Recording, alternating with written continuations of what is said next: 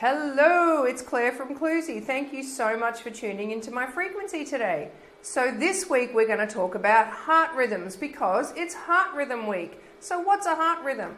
Well, it's the thing that makes you beat. A normal rhythm would be lub-dub, lub-dub, lub-dub, lub-dub, lub-dub. Very boring, but that's a normal rhythm. Somewhere between 60 and 100 is normal. If you're super fit, you'll have a lower heart rate. If you're sick or got a temperature or something like that, your heart rate can be a little bit faster.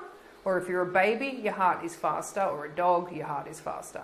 So anyway, I digress. As you can pick up a theme, I digress a lot. So anyway, Heart Rhythm Week. What is the importance of heart rhythm? Well, if your heart deviates from that standard lub-dub rhythm, it can be life-threatening. So there's a few life-threatening heart rhythms, and it's why most communities, most sporting clubs, most centres, shopping centres and things like that, most places now are installed with the portable defibrillator because there are certain rhythms that can be fatal if they continue and they need to be shocked. So they send an electric charge through your heart, stops it, then the idea is that it restarts in its normal rhythm.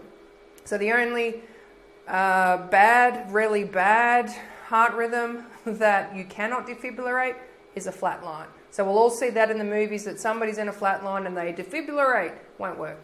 So it's normally when the heart rhythm looks like this, the heart is basically getting all these electrical impulses and it doesn't know how to beat. So you get no blood flow. No blood flow means no oxygen. No oxygen means no life. So there are a couple of the most serious arrhythmias, they're called. The most common, the one that most people have heard of, is atrial fibrillation, which is where the top part of your heart beats faster than the bottom. So it's doing this. The electrical impulse, instead of coming from one little node, it comes from multiple. So there's all these, too many cooks in the kitchen basically trying to give the heart a message and it gets all confused, doesn't know what to do. The dangers of that creates a blood clot in the bottom part of the heart and then it pumps it out into the system and you end up having strokes, or you can have heart attacks if the clots get stuck in the heart. So super, super serious. So what causes heart arrhythmias? Look, there's a zillion things. Viruses, bacteria, stress. You'll hear me say that stress causes just about everything because it does. Too much coffee, too much alcohol, cigarette smoking, stress, did I say that? Genetics, like some people just have, a really strong family history of heart conditions, and that seems to continue on. Also lifestyle things like how many chemicals we're exposed to, the quality of our water and things like that. So they're all things that can affect the heart rhythm. What are the natural things that we can do?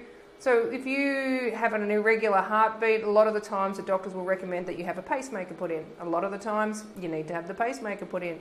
But there are a few things that people don't know that you could do. So if you notice that your heart is going into an arrhythmia, or you can feel it beating out of your chest and you haven't just run a marathon, it's beating and it's not regular. One of the things that you can do is cough.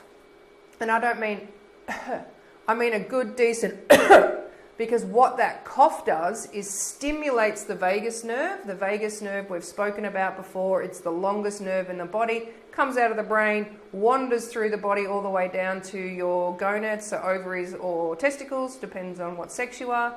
But it's one of the main feedback loops for your heart. So a really big cough in that can stimulate the vagus nerve and calm the heart down.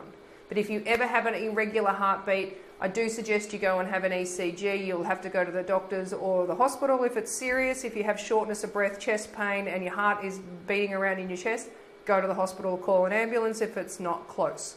So, it is serious. We do help people in the clinic here with heart rhythm problems. However, hearts are very serious. So please, if you ever have anything that's not quite right with your heart, check it out because, without your heart, no oxygen, no life. So please get yourself checked out. I'm happy to have a chat with you. Give us a call at the clinic and we can take it from there. All right, well, I hope you have a wonderful heart week. And another way to make your heart beat better is send out